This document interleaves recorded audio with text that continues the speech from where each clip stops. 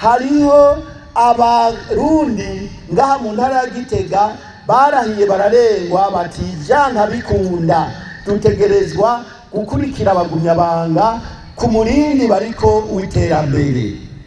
Ni naco gituma uno musi tuza kwakira abagumyabanga bashasha bo mu makomine abiri, ni ukuvuga komine Gitega na komine Giheta.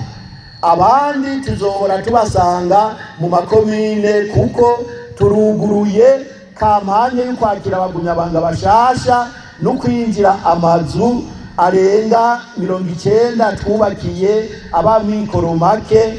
Tukaba rero dusavye abagumyabanga bashasha bo muri komine Gitega na Giheta bashimye kwinjira uno musi ko protokole yobazana bashonyange bashike ngaho imbere mu kubarindira tubashirire ko akaziki baje baragatamba biboneke ko akanovera k'inkona nabo katanguye kubashikira.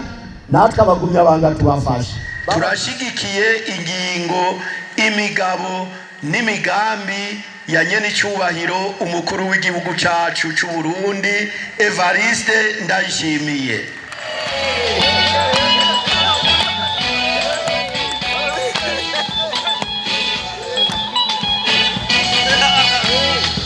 Indongozi muce muja murabambe kudupira bavuga bose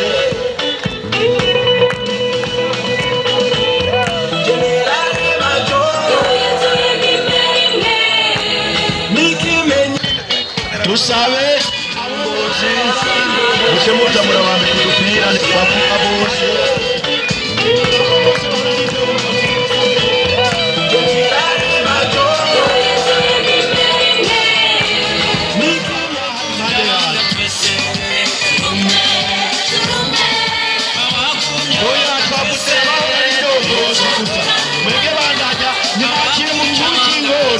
Nakazikanye nibaciye mwebwe mwaciye nyabanga twese nibaciyeyo nibaciyeyo yemwe namo nibaciyeyo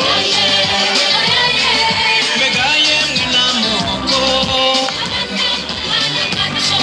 mbega yemwe n'intara amusi cy'ubugingo nyabanga twese utaciye munsi y'ubugingo na ntambaze abagumyabanga bashasha karibu.